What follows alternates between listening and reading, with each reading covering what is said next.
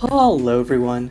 This is Kayiu, and welcome back to Beacon of Creation, a podcast about magic design. Today, we're going to be looking at a project that took place on the Beacon of Creation server called You Make the Pack. It starts off with people just submitting any card, whatever they want, and then people vote on each of those cards, and then the one that gets the best, I guess, aggregate score is added to the pack. This process continues for a few rounds over the course of around 2 months until there's essentially a pack created for a set that doesn't exist that's made in aggregate by the community.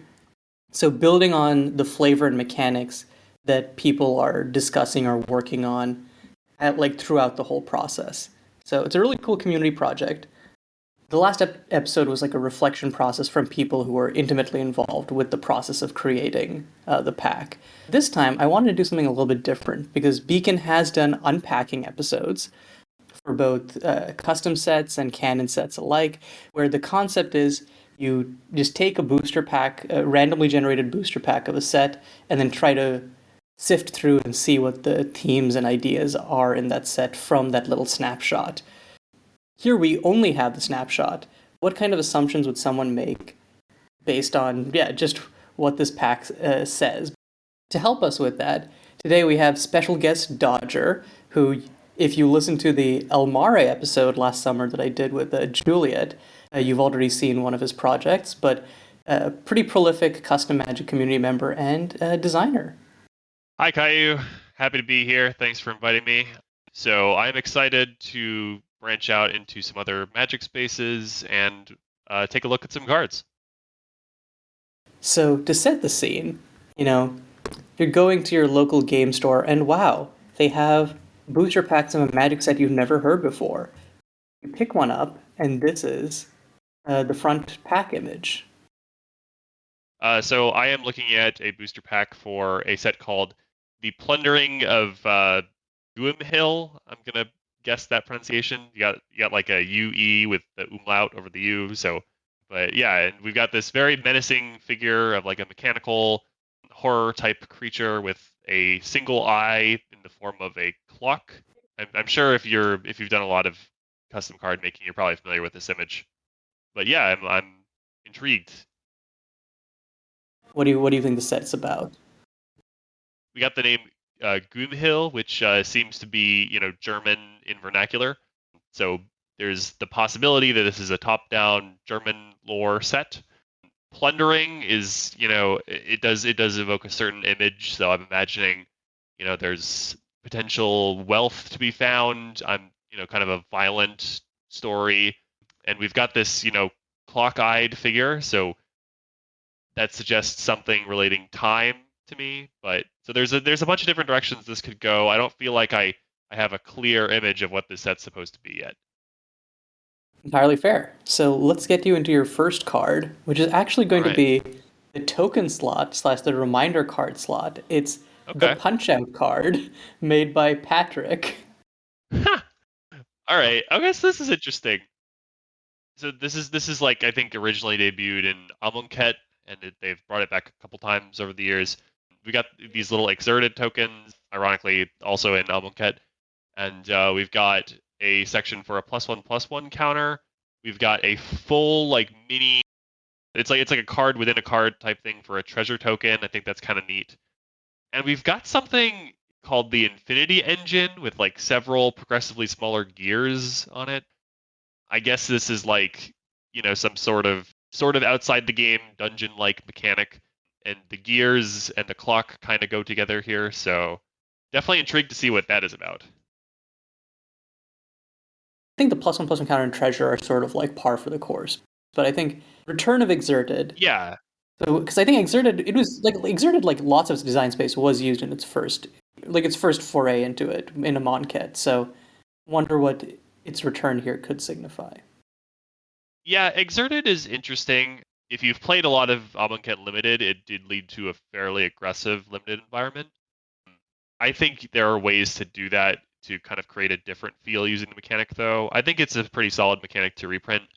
The only strange thing about it is that since the introduction of the stun counter, we're kind of doing this delayed untap a little bit differently. So I don't know exactly when the set was designed, but I had always considered if we were returning exerted, maybe we reward it to utilize a stun counter, or we make like a mechanic that mechanically works the same but just utilizes the stun counters in there. So Mm. you never know, but either way, I think this is a good mechanic regardless of the actual execution.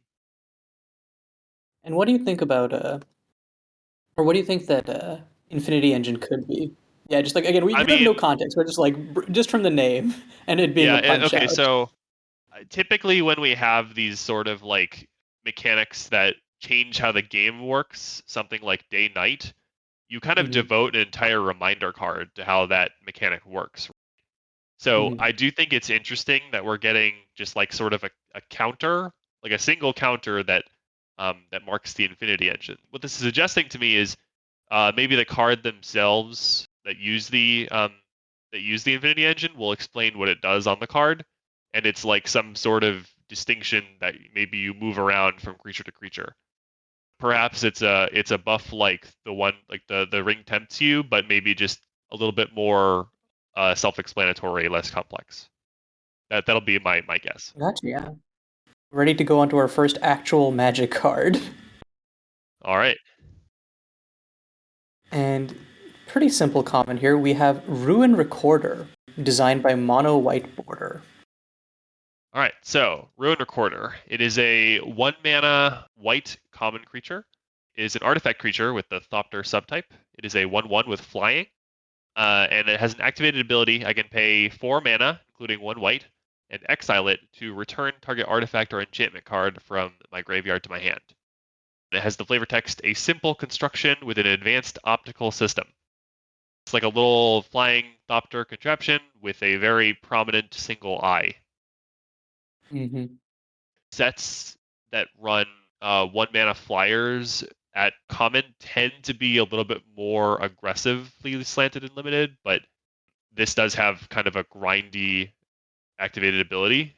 Clearly, it's expecting me to have artifacts and or enchantments in my graveyard fairly often for this to return. So that is sort of an atypical thing that is kind of set specific. I'm interested to see, what sort of mechanics might exist so that this ability is useful. Yeah, and you were mentioning earlier too that like exerted also implies some degree of aggressive gameplay. Yeah, I don't think it's necessarily by design, but like the one time we have seen it, that is what it led to. Fair, fair. Okay, yeah, I'm not sure that there's much else to speculate on. I guess flavorfully, we are getting Oh, another yeah. cyclopean little beast.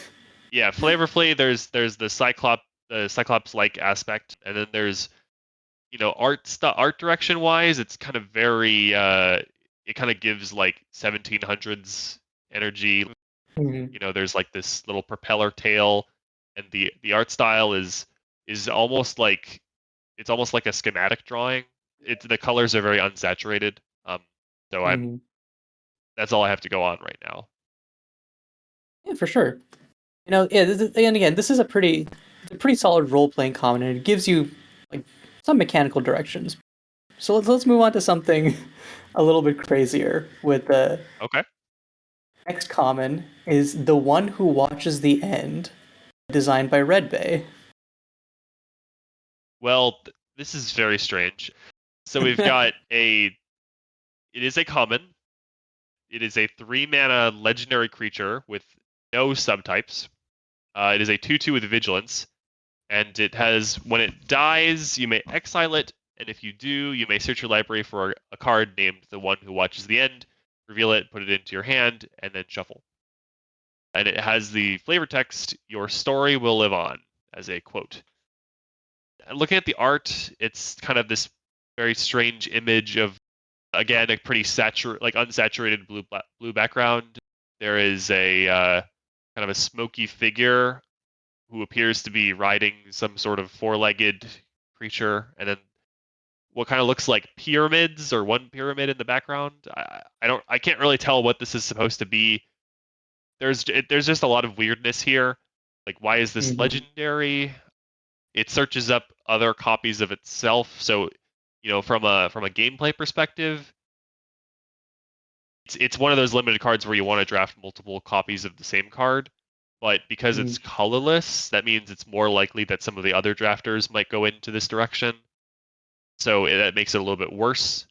Uh, but it has vigilance, so your opponent will be much more likely to trade into it. Why doesn't it have any creature types? There must be some kind of flavor thing going on here. I don't know. This is very bizarre. Yeah. Yeah, a lot more hooks after the last card. We're saying, yeah, this is a solid, reasonable common, and like now we get to this is an extremely unreasonable common. Yeah, I don't think this card is as good as some of the other kind of draft mini versions of this, or draft many copies of this creature at common. Like for instance, Crimson Vow had a 2 mana 2/1 blue creature with this effect, and I think that card is much better. I'd rather play a 2 mana 2/1 than a 3 mana 2/2 Vigilance. Mhm. Yeah, I don't know. There must be some reason for this card to exist, and I just haven't been shown that reason yet. Yeah, and I mean, depending, because there is again like a few hooks of like, okay, this is a creature which searches itself. It's a legendary common, which is weird. It has no subtypes. There's a few ways that it could matter. We'll have to see Yeah, what. it's also I forgot to mention that it's a colorless creature, but it is not an artifact. And that seems a little bit odd, especially given that the card we saw previously was an artifact synergy card. Mhm. What's up with that? Yeah. Before we get to the answers to some of these questions, let's drop another common. This is Okay. Callus Financier, which was designed by me. Oh, all right. Let's see. So we got like a human guy. He's kind of giving Tom Hiddleston vibes in the art. He is a 3 mana black creature, human noble, and it's a 3 mana 2/2. Whenever a creature you control attacks alone, you draw a card and lose 1 life. As long as most expeditions return, preferably with a profitable catch of clockwork, the industry turns a blind eye to those that don't. So that is the flavor text. Yeah, this seems like pretty serviceable build around for kind of an exalted type strategy. I think this card is actually very strong for a common because you can kind of play this creature out and then let it sit there and generate value while without risking it in combat. Sorry. Hmm. And all you have to do is have some other creatures to attack with. It doesn't necessarily work if you are, playing an aggressive deck with lots of creatures, but if you are playing kind of like a more mid-rangey deck with maybe some more, removal and that type of thing, I think this common can be very powerful. And it also suggests potentially an exalted type archetype in limited. Hmm. Again, we've got a lot of different aggressive hooks, but in different, I guess in different aspects. Yeah. Yeah, and what do you make of the flavor? Okay, well, I'm kind of gleaning that there's some levels of industrial complex happening in this world, which tracks with, a couple of the arts I've seen so far. I mean, the card's name is Financier, so we're wheeling and dealing. Something about expeditions. We're picking up clockwork, so like I'm kind of getting the idea that we are kind of and right, and the set's name is Plundering, so we are kind of going into these ruins and we're getting all this old clockwork, basically. That's the idea. And there's some sort of industry around digging this stuff up and prospecting. Hmm. Very like the artificery, which I think this next card definitely plays into. Definitely has the same aesthetic. It's a venomous tatzelworm designed by Patrick. Okay, so I'm just processing this artwork. So it is as you said, venomous Tatzelworm is a 5 mana 4/4 with Death Touch. Like the creature type says, we're seeing in the art what appears to be a cat worm. So it's basically just it's got a snake-like body and a cat head, and then like these weird claw hands. So it's a 5 mana 4/4 Death Touch.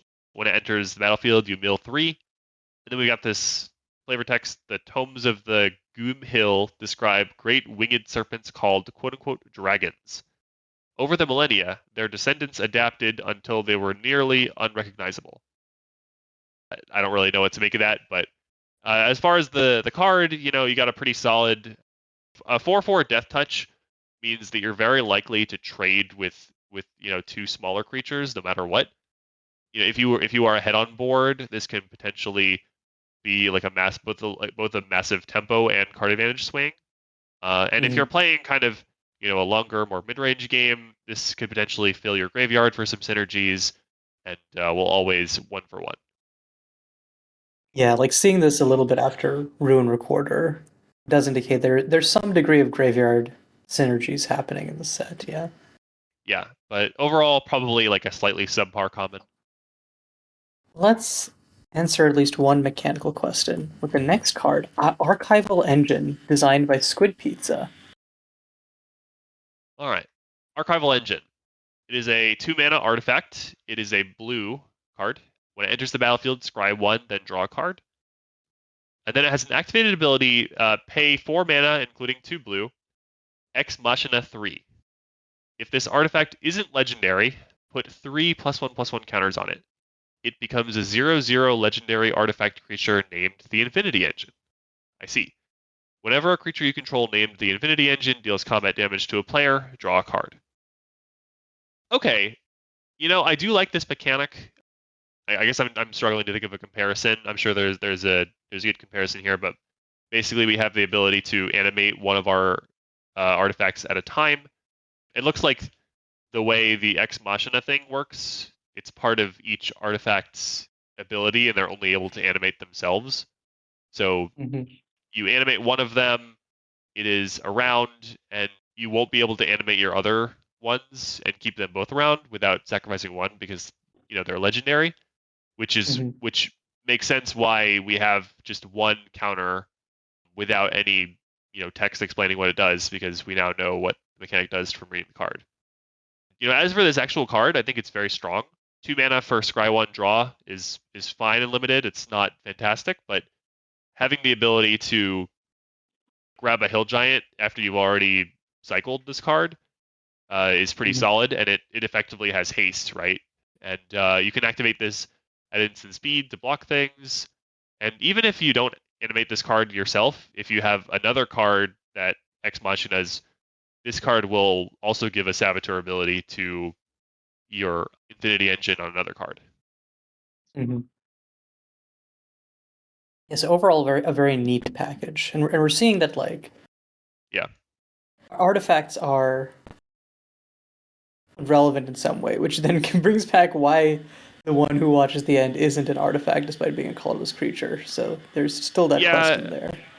I figured artifacts were probably involved once I saw the gears on the Infinity Engine token. Um, Mhm. Also, now I see why flavorfully we are bothering with excavating stuff, because it sounds like there's this legendary relic called the Infinity Engine that we can kind of harness through various conduits, Mhm. such as this archival engine right here. We got a comment of almost every color. Let's complete the Woolberg colorless spectrum with Elegant Profiteer, designed by Patrick. All right, we've got a 2 mana 2/2 in red. It's an activated ability. Pay 1 in a red, sacrifice a historic permanent, create a tapped treasure token. And if you're not familiar with Historic, it is a batching mechanic that counts artifacts, legendaries, and sagas. And we've got flavor text that says, "A monster, me, I'm another cog in the machine, darling. I'm just a better cog than you are." I think this activated ability is kind of a nothing burger. Paying 2 mana and sacrificing an artifact just to create a treasure. Typically, I imagine whatever you're sacrificing is worth more than a treasure in the average limited game. Maybe you really want to kind of accelerate to, a large play, so maybe there's a chance you might want to go for that. Or maybe you have like some kind of trigger that happens whenever you create a treasure or whenever you sacrifice an artifact, and you can sacrifice a treasure to make another treasure. So that is a Mhm. potential thing. It is still a 2 mana 2/2 with a small upside, so sometimes that's what you need limited. I'm not bashing the design. The utility definitely seems more geared towards rather than ramping. It is a little bit more wheel spinning. And It's basically like it seems to me the ability you're only going to use it unless you're compounding its usefulness with other effects. for sure, yeah. Yeah. Yeah, both of these noble cards are cards that imply there's money to be made, and they either generate cards and or treasures, so it's like reinforcing that there's some sort of industrial complex around excavating the clockwork pieces. Hmm. Okay, next up, let's look at another colorless common, but this time we actually have an artifact, Daylight Spellbomb. Nice. Okay. I love spell bombs. I've played my fair share of both Mirrodins. So we've got a 1 mana artifact. It looks like we're getting spell bombs with a hybrid activated ability. So I can pay a red or a white and tap and sacrifice the Daylight spell bomb to put a +1/+1 counter on target creature, and it gains first strike until end of turn. And I can only use this as a sorcery. And then there's another ability with when the spell bomb is put into my graveyard from the battlefield, I can pay 1 to draw a card. Usually it's going to be a kicker on the activated ability, just like the versions from Scars of Mirrodin, I believe. But if we're sacrificing this using, for example, the Elegant Profiteer, then we can also get a free card. Clearly, you're going to play this because there's probably lots of other artifact synergies. We've already seen a few. +1/+1 counter permanently and first strike for 1 mana down and then another mana later. Pretty good. And you can also spend another mana to cantrip if you want. It's modular. You fit it in into your turn in limited depending on when you've got mana available. I like this card. Yeah, It's got kind of different artwork from a lot of the other cards. It's got this like almost like mural like or like looks like it's the kind of thing that would be on like a Greek pottery piece almost. yeah, Um, yeah. Like the kind of like it has like an etching vibe to it, yeah. yeah. Okay, so next up, let's look at Elven Chronomancer. This is another one that was designed by me. All right. I believe all the creatures we've seen so far, or all of the humanoid ones have been humans. So this is our first elf. It is a 4 mana 3/3 blue elf artificer wizard. And at the beginning of your end step, you can untap target artifact or creature you control. And we got flavor text. As the artificer rebuilds an ancient machine, so too does the historian piece together an ancient story. One cannot understand the Guemhill's fall without both. Okay, so referring to it as the Guemhill kind of suggests to me that Guemhill is not a place, but rather like a group of people, and they've fallen. And can't get up. Mhm. Yeah. So the flavor text is basically saying in order to understand what happened to the Guemhill, we need to understand how their machines worked. And that kind of implies that we don't currently understand how a lot of this machinery works, which is certainly more interesting. If we're kind of uncovering all these old artifacts and kind of figuring out how they work together, I like that. And as for the actual design of the card, we got a hill giant. It could essentially have vigilance because it can untap itself if you want, and it also has the ability to let you like give your other creatures vigilance or let you use some of your artifacts twice. So far, I don't think we've seen any artifacts that would benefit from being untapped, but I'm sure Mm. there will be some if this card is in the set. Seems like a fun common to build around. Hey, and I think that so we have our second to last common. All right. I think that this one will have a little bit more to talk about. So let's do the Puppet Remembered, designed by Logic. Okay. So this is a saga at common, which I like. I've had an idea that it would be nice to have a set with a common saga or two.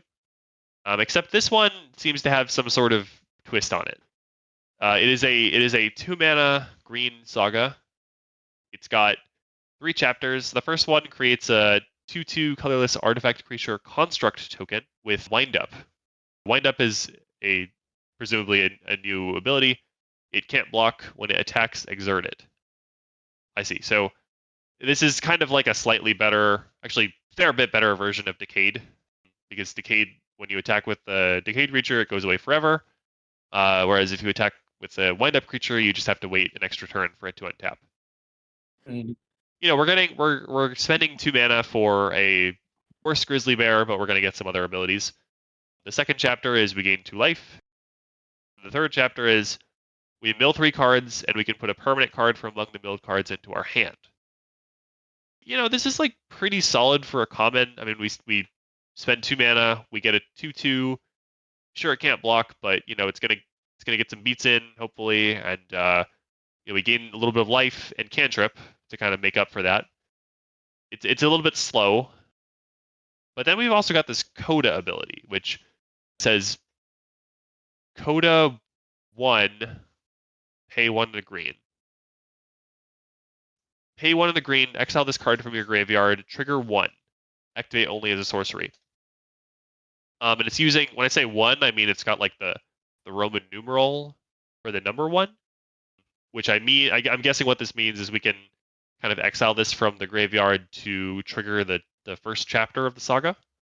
Yeah, that is the intent for it, yeah. So we can basically, if it's in the graveyard, we can exile it to make another wind up construct. This mechanic is pretty cool. I like how it's a variant on flashback.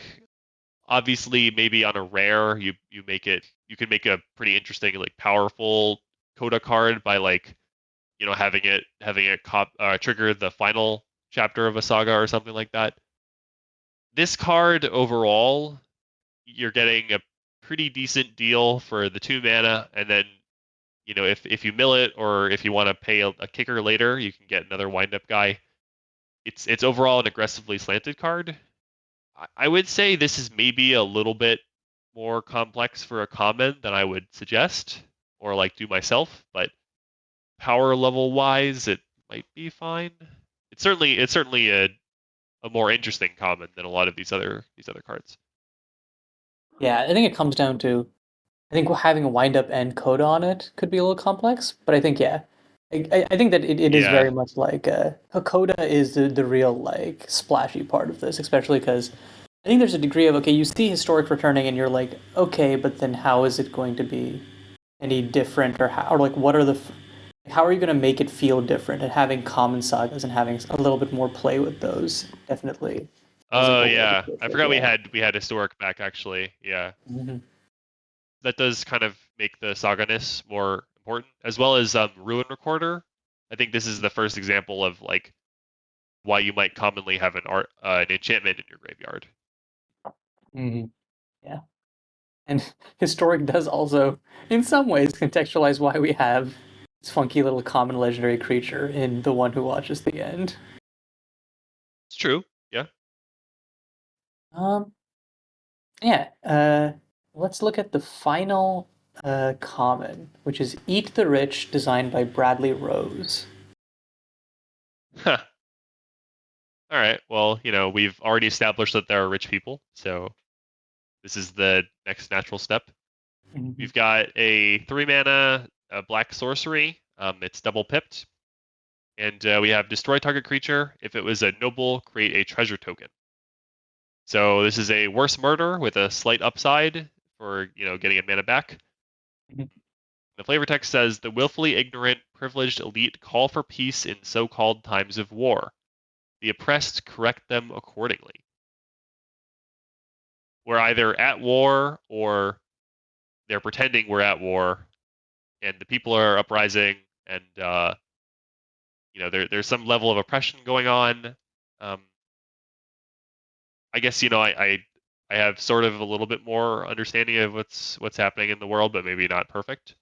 Mhm. As for the card, 3 mana for a hard removal spell, pretty good for the average limited format, or like sorry, better than this sort of effect is in a lot of formats, is what I meant to say. Um, Mhm. and we can. There's also some level of like, okay, noble is clearly like a somewhat common type in this set, so maybe there's we've seen a black noble and a red noble so far are common, so maybe there's like a tribal deck or something like that. I don't know. Mhm. Yeah, so, we've seen a black noble, we've seen a red noble. Let's move on to the uncommons and see a white noble with Disconsolate Princess, designed by Juliet.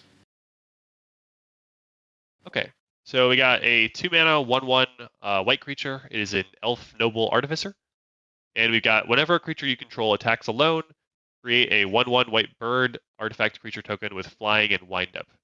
And wind up, as we mentioned before, creature cannot block, and when it attacks, it's exerted.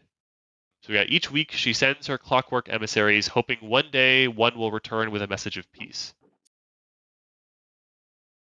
This is again kind of a mention of war, and we're getting the impression that for the last card mentioned that nobles were kind of calling for peace, but that this notion was sort of fake. But then here, the notion is portrayed as real that they do want peace. So we as the observer are not necessarily certain which is actually true, or maybe there's some nobles have pure intentions and some do not. The card itself, I think it's pretty nice. Um, you know, Generally 2 mana creatures that can generate flyers are very powerful. All you have to do is attack alone with a creature. You can you can generate a bird, attack with the bird, get another bird. So this can kind of just let you attack with a 1/1 flyer every turn if the game stalls out. I like this card a lot. It's a little bit slow. It's definitely worse than something like Clarion Spirit, but I think it's also potentially a little easier to get going. Yeah, and we've already seen some powerful incentives for attacking alone with the Cal's Financier, so definitely seems like. Yeah. So that suggests that we've got a white black archetype. Yeah. Mhm. And this is also our second white token, our artifact token with wind up, because we had the 2/2 keywordless construct with wind up, and this is a 1/1 white bird with flying and wind up. Yeah. I like I mean I think the flying with wind up is significantly better than the 2/2 wind up. Mm. Even if it's slow, you get the guaranteed thing of like I'm going to be closing out the game, and because the wind up is one of those Yeah. things where it's like you can you can make it at you can like have cards that make it at aggressively pushed rates. It's because it is like worse than just a straight 1/1, but it does mean that, and again, the can't block also means that like you're pushing for pretty aggressive game states. You're gonna end games at a reasonable speed. Um, yeah, speaking of ending games at a reasonable speed, let's keep the train going with Cog Splicer, the second uncommon, and the last card designed by me. Okay, so Cog Splicer, we got a 2 mana 1/1 red creature. It is a human artificer.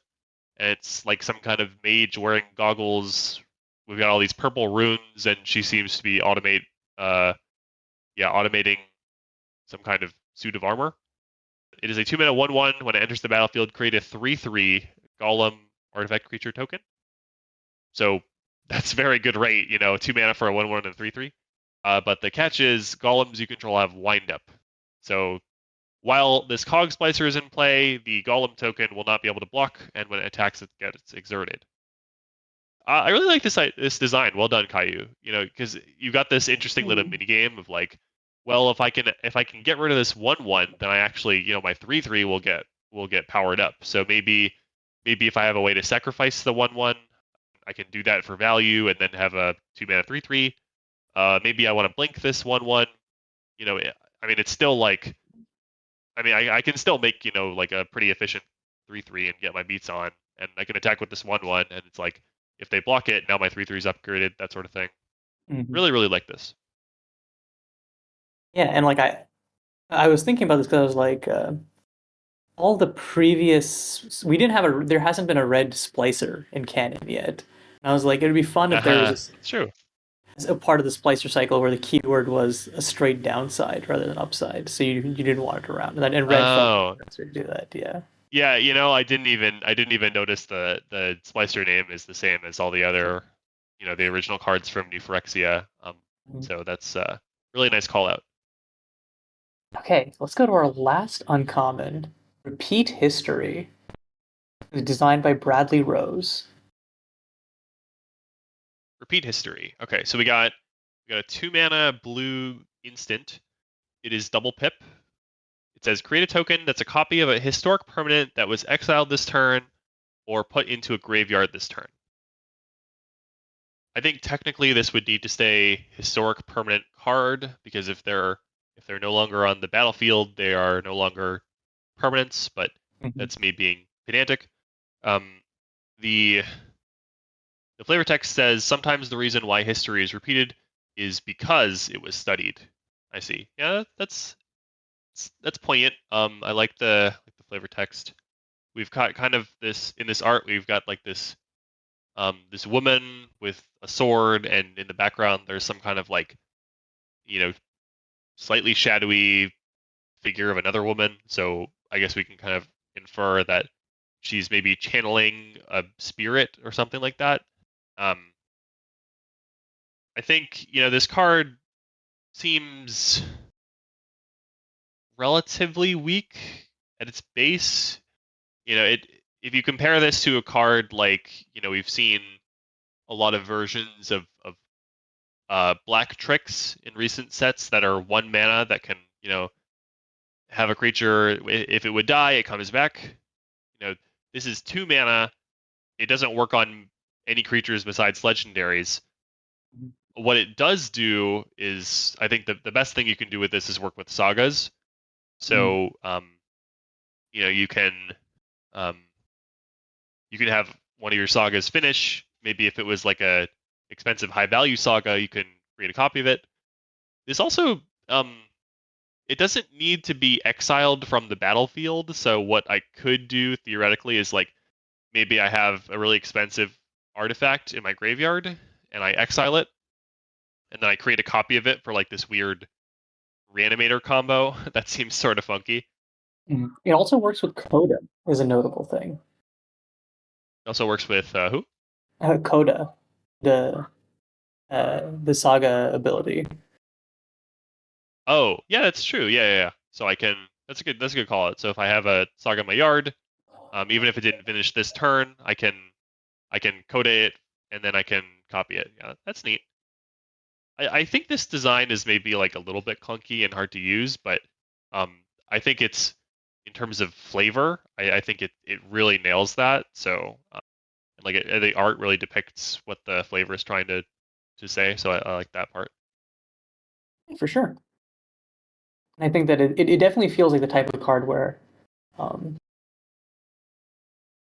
I think we're in the move to like play boosters. There's a kind of idea of like uncommons can be a little bit more aspirational and closer to rares than maybe previously they had been. I'm thinking of like the as long as your library is empty card from Murders at Karlov Manor, which is the kind of thing I think we pretty much never see it uncommon in modern design for like original Labman was, but then we hadn't really seen it since.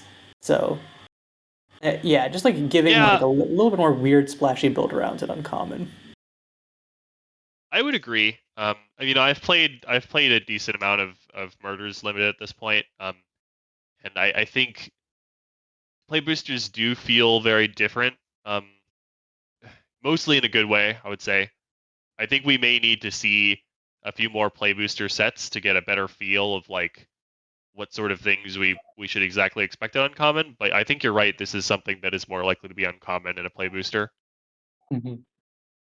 Although this pack we're looking at doesn't appear to actually be a play booster because we've seen 10 commons already, and I think in the new play boosters there are only 8. Yeah, this is definitely using the old pack structure because I think that the information about play boosters might have come out midway through the pack being constructed, but don't quote me on that. I mean, I haven't seen any custom sets finished yet that use the play booster structure. I Hmm. mean, I actually think that's kind of an interesting thing of like seeing exactly how much the custom community is going to adopt the play booster structure and how quickly. I Hmm. imagine in you give it like 3 years, everyone will be doing it, but um, It seems like the type of it may thing take which a is while. like I haven't like looked into it too much, but it seems like the type of thing that's like mostly harmless and is likely to just be like I don't see it having any negative effects really. So it just seems like why not? As long as you're aware of what you're doing. It's a net good change to limited play, in my Yeah, opinion. yeah. Just from playing this one set. Yeah, let's look at the final card of this pack, the rare, which is Radiant Apprentice, designed by Sage B. Okay. Got this nice little artwork of an engineer lady holding up a mechanical bird, and she's got like I can't. It looks like paint under her eyes, or like maybe it's grease. It's like they're like goggle rings. And she's holding her goggles up on her forehead. It's a nice picture. Mhm. We've got a 4 mana white blue 3/3 creature. When it enters the battlefield, we get two 1/1 birds with flying and wind up. And whenever a creature with wind up, we control with wind up damages an opponent, we may sacrifice that creature. If you do, draw a card. It's a nice little ability. 4 mana 3/3 that lets you draw two cards, even if it is a bit delayed, is really nice. And you have some flexibility. If you want to keep one or more of your birds around for a little bit, you can do that. If you want to buff them up or sacrifice them to other things, you can do that. If you're generating, wind up tokens in a different manner, this can also be a continuous card draw engine. Really nice card. It's not quite analogous to Whirler Rogue, but I would say it's pretty comparable. Not being able to it's kind of just a different card. I would say it's different enough from Whirler Rogue that I think the comparison just doesn't really hold up. It's in a weird spot where it's like Yeah. it did give me Roller Rogue vibes too. It's like it feels like kind of Cloud Blazery, but not really. Kind of Whirl Rogue, but not really. It's just kind of in its own lane, and I like that. Yeah, Mhm. I think the problem, like if you're evaluating this card in like a very competitive setting, like a cube, the issue when you compare this to most other Muldrifters is that your opponent can use a removal spell on it, and then you've more or less gone one for one. Like Mhm. you do still have these birds, which will definitely get some damage in, but like if not really at a rate that'll be really high impact on average in a cube. So like Mhm. the only reason I'm saying that in this context is because this cards are rare and clearly intended to be like more powerful.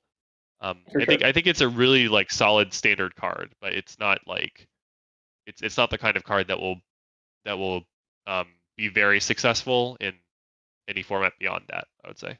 Yeah, and it feels like the type of card which is like I don't know if like limited rares because it is obviously still reasonably strong and constructed, but it does feel like oh you see this and you're like oh I want to pick up a bunch of cards that make wind up tokens, and so Yeah, mhm, I mean this card is fantastic and limited.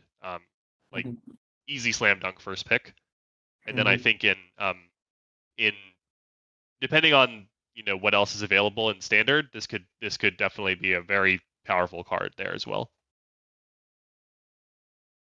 And I mean overall I just really like the design. It's nice and cohesive.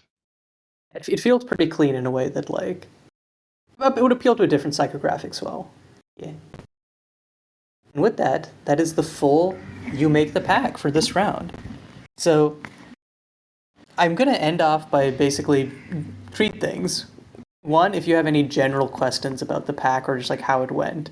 Two, I kind of want to have you guess what you think the first and last cards to be designed were. Because okay, so in the first round, there's only one card that got into the pack. In the last, like once you get to like sort of like the halfway point, it's to make it go faster. Two cards are accepted per submission round.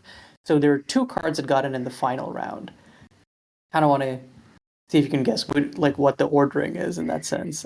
And finally, number three, I want to see what if I asked you to design a card for this pack, given or for this set, given what's here, what would you design? Oh baby. All right. Okay. So I think when you said did you say questions or questions or Yeah, questions. Like I just anything that like now that you have the oh full scope of the pack, like because uh I can give you okay. insight now into like Actually, no, actually, what we should do is you should guess which one came first and which one came last, and then I can answer any overall questions about pack Right. process. So if I'm guessing which of these cards came first, I know that it's definitely not Radiant Apprentice because Wind Up doesn't have reminder text. Mhm. Beyond that, I guess it could be almost any of these cards.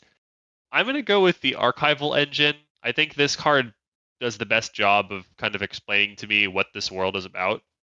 Um, I think there's maybe I could see this card being the first one, and then someone else being like, okay, what's this Infinity Engine? Why is it important? So then they make one of these cards that talks about um talks about excavating clocks, and then we kind of start world building from there. So my guess is Archival Engine is the first, Mhm. and the last one, You have I two will for this, say, so you get two for the oh, last there's one. two of them that Yeah. come at once. Um, uh, I guess the last two will do Radiant Apprentice and Repeat History. Repeat History, I feel like that card you definitely need to know a lot of the context of what's going on for that card to make sense. Mhm. So I'll go those two. Yeah. So 1 out of 3 right. So Radiant Apprentice was one of the two final cards. The other final card Okay. was actually Archival Engine. Oh. The po- All to, right. to the point where Nice. the Punch Out card featuring Infinity Engine got in before Archival Engine itself got into the pack. Oh, I see. So someone who was like, okay, some sucker down the line figure out what this means. Well, I think it was also like the Squid was submitting Archival Engine at the time, but and Patrick made the Punch Out thing with the thing of like I like Infinity Engine. I'm assuming it's going to get in, but then the Punch Out card got voted in before Archival Engine, basically. But again, I think Oh, that so once the punch out card was involved, it kind of guaranteed that there had to be some Infinity Engine mechanic. perhaps yeah, maybe not because I think like you said, I think there is a degree of people do like having open-endedness, like especially for like this kind of unpacking. It's like, okay, what does that imply further down the line? So it could have ended up that we just didn't get an Infinity Engine mechanic, and it was just a treat for people trying to piece Ah, together. But yeah, we did get, I see. we finally did get Ex Machina here. Um, the first card was actually Disconsolate Princess. Oh, okay. Yeah, I can see that. It has some flavor text that's kind of world buildy. It introduces a mechanic. It's a it's a fairly powerful uncommon. Mhm. I'm on board. It's actually funny. The three uncommons were the first three cards. The, in that All order, it was Disconsolate right. Princess, Cog's Place, or Repeat History. And so that kind of they kind of forced like lots of like simplicity in terms of designs, and so you can see that's where like the two or three line mechanics and then and then paragraph of flavor text cards started coming in. Um, Yeah, yeah. yeah. Mhm. Okay. Yeah. Um, I think that's generally it for that part. Do you have any other questions about the design process or just how things went? I only have one question. I still don't really understand what's going on with the one who watches the end. I think it's just like how do because there were lots of discussions about like how do we do legendary at common in a way that isn't like yeah, just do legendary at common for historic because repeat history was like the third card there, and then and then at that point it was like, well, we don't have any space at uncommon to put like sagas and legendaries usually would go there, and it would be artifacts would be the main common one. We were like, okay, if we're doing historic again, there needs to be other ways to enable it beyond just artifact at common.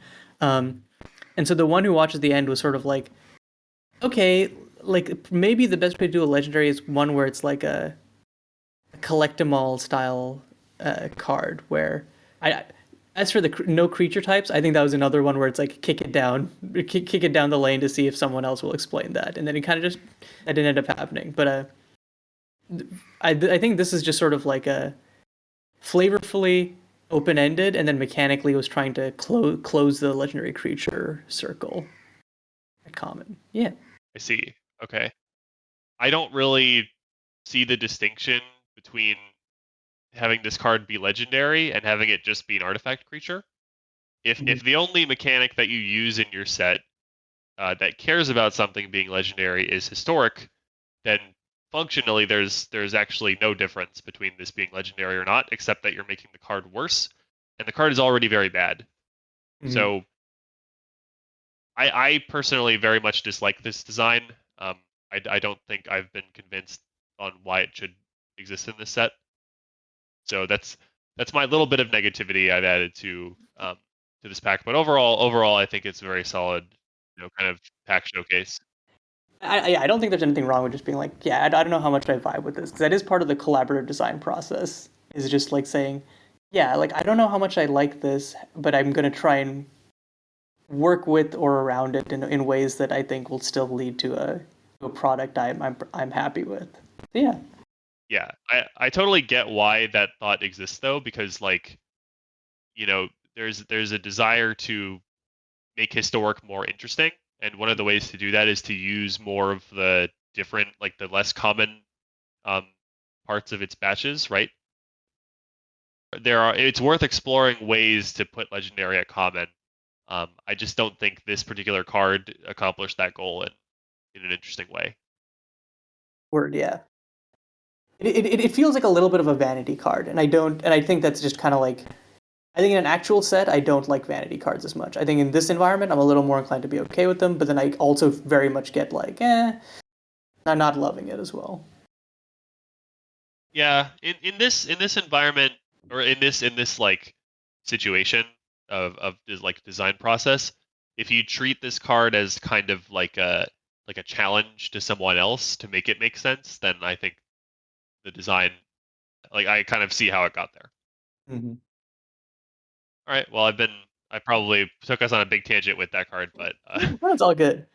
And this is not like official or whatever because again, the lore was sort of like being built as it went on. But the idea is Guemhill, I think, was sort of a kingdom that existed at one point, sort of collapsed internally for reasons of eat the rich.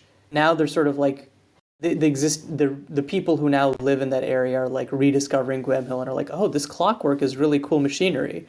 We're not quite sure how to like use it, but there's something going on here, um, leading into stuff with like the Infinity Engine and like the they're not like they're not aware of quite of like what the true power of the clockwork engine is, but they're like this seems really cool.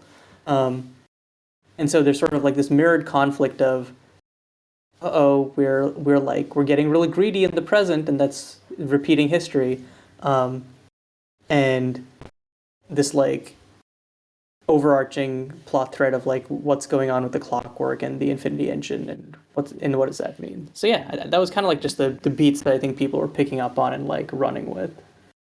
Like cool. some cards, like I think Disconsolate Princess, Radiant Apprentice, and Venomous Tatzelworm would all be like quote unquote set in the past kind of cards, while stuff like Callous Financier, Elegant Profiteer, Ruin Recorder, Elven Chronomancer would be like set in the present of the set.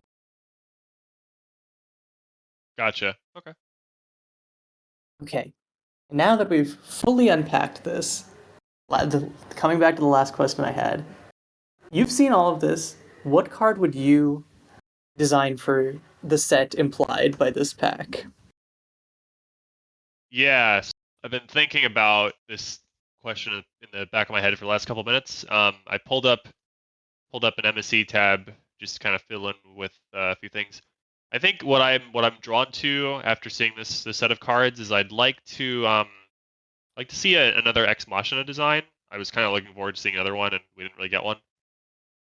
So I think what I'm gonna do is I'm gonna put together a draft for a little rare Ex Machina design. Okay. So I'm thinking about ways to use the creature less than like I don't necessarily want every one of these cards to reference any creature you control named the Infinity Engine. I'm kind of more okay with like I'd like some ways to use the creature in a way that's interesting without being so explicit.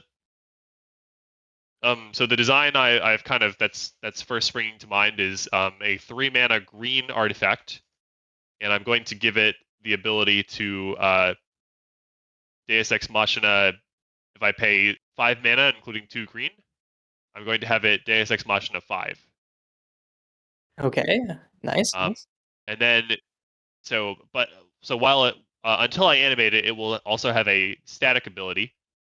I'm kind of the inspiration for this design is there's a creature I think is a very interesting design in Murderers of at Karlov Manor called Culvert Ambusher. Mhm, It's a 5 mana 4/5 green uncommon with an ability that triggers when it enters the battlefield or is turned face up, mhm, which lets you make one of your opponent's creatures block this turn if able. What I really like about that design is if you're just playing it for the ETB, you can't have it block the Culvert Ambusher itself. But what you can do is if you disguise it and transform it, then you can have the Culvert Ambusher itself actually attack and eat your opponent's creature. mhm. So I think you can do kind of something similar here on a rare. What I'm doing here is I'm going to create a 3 mana green artifact with at the beginning of combat on your turn. Just typing this out. Target creature an opponent controls blocks this turn if able. Ooh, And then yeah. I'm also giving this artifact 3 GG Deus Ex Machina 5. You can play this on turn 3. Maybe you can eat a creature, and then your opponent kind of. Yeah, this card is a little bit repetitive, so there's a chance I might want to raise the cost of the card to 4, just so it's a little bit like less snowbally. Mhm. I like the idea of like static ability artifact that like I like the Yeah, design seed. I think that the specific idea of like must block is the kind of thing where would probably work as like a like you mentioned like either ETB or animate trigger. Maybe with like a little bit of a like I guess +1 target creature control gets +1/+1 and must be blocked this turn if able or something like that. yeah.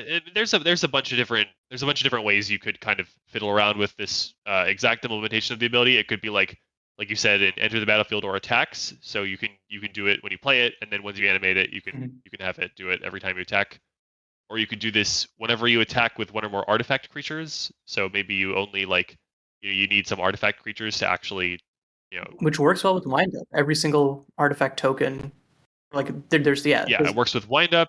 This is another way to work with like another Deus Ex Machina, Mhm. or it's not actually Deus, it's just Ex Machina. Sorry. And also, Um, I'm quickly yeah, this is a realizing that like Ex Machina is such a U mechanic because I was just looking at Awakening and Olden and it's very ruins coded. It has like the similar vibe. Yeah. oh Um, yeah. Well, I've done a decent amount of designing ways to animate artifacts, so this is a fun new one. yeah. And for the listeners who have not checked out Awakening and Olden, which you should, I'll put a link to it in the show notes. It's another set designed by Dodger, and one of the mechanics are artifacts and or like it's just a type ruin type, and the mechanic is spell charge number, and if you've spent that much mana to cast spells at the beginning of combat on your turn, that artifact slash land slash whatever animates and becomes a creature. So and lots of them have like animation trigger, like when this ETBs or becomes spell charged, do a thing. Thanks for the shill, Kayiu. I didn't even ask. Appreciate it. Mhm. Also, wait, you were talking about rare Ex Machina designs, so I'm Yeah. gonna. This one did not get into the pack, but this is for the last round. This is what I submitted. It is Titan's Heart, 3 mana for an artifact. When it enters the battlefield or attacks, you choose a permanent type. Each player sacrifices a permanent of that type. It has 4 black and a red Ex Machina 6. Because I was like, I was like, when you started talking, I was like, yeah, I was very much on the same thing of like, I like Ex Machina. I don't really want, I want a rare where it's kind of like standalone, where it doesn't need to be creature you control named the Infinity Engine. And I was like, it feels like an ETB or attacks just straight up, and like, so basically just a Titan effect would be kind of cool. And I just rolled this from there. This is a pretty cool design. I like how you can, because it's just an artifact. When you play it, you can kind of use it as an edict if you don't have any creatures. Mhm. And then when you do animate this, I mean, it's like it's a pretty scary Titan that picking off your opponent's best stuff. Maybe they've got like one planeswalker or one enchantment. Or just go for straight raised earth / land destruction. Oh, you can choose lands. I didn't even notice that. Yeah, that might Yeah, be like maybe it a shouldn't do little that. bit annoying. Yeah. There are some scenarios where you could play this on 3, and like if you have more lands in your hand, your opponent doesn't. It's basically a Stone Rain. I think overall it's a cool start to a design for sure. Yeah. Think I think that would be everything. Have any other thoughts before we wrap up? Thanks for inviting me to this podcast, Kayiu. I haven't been that involved in Beacon of Creation, but it seems like a really cool community. I'd be interested in getting to know the stuff going on better, and I feel like I just did. So Yeah, and I think, again, I exactly because I love like this custom magic community cross pollination sort of deal. I mean, that's kind of exactly why I was like, Dodger makes a lot of custom magic stuff. Why not just bring him on and get him to see this little piece of the community? So I'm glad you indulged me yeah, and took the time out of your day to check this out. So, hey, I'd be happy to come back any other time. awesome, yeah. Thanks for hopping on. Yeah, Thanks to everyone who designed for You Make the Pack and made it such a fun event. It was awesome to be a part of as it was happening, and definitely huge amount of my motivation to actually do this episode was like, oh man, this is like, and like I definitely shared like some of the design concerns you brought up, but I think overall as a product, I was like, this is pretty neat.